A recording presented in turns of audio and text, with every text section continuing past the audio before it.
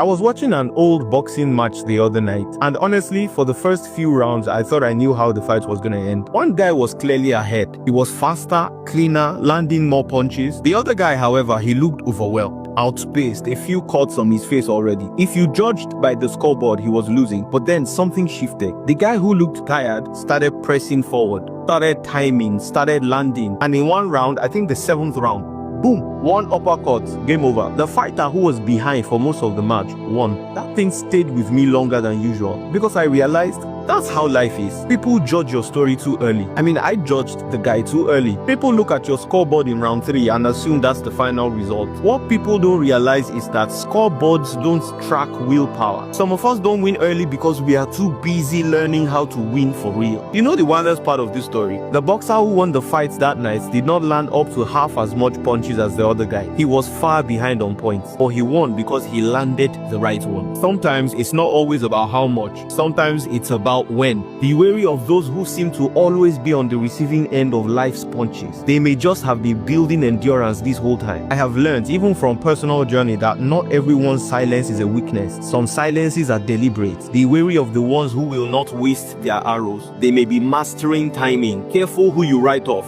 including yourself. We've only watched the early rounds of your life. You've trained too long. You've survived too much. You've studied too hard. So stay in the ring. Stay there. Focus. One moment, one move can still shift the entire story. This guy lost every round but won the match. What that tells me is that your past records don't matter as long as your head is still in the game. The wise ones know that winning battles does not mean anything if you don't eventually win the war. So zoom out. The victory is much bigger than the rounds. Look, this is the age of the underdogs. You and I. No-name boys and girls. The ones they didn't see coming. So stay locked in. Share this video. Strengthen your tribe. Remind your people who they are.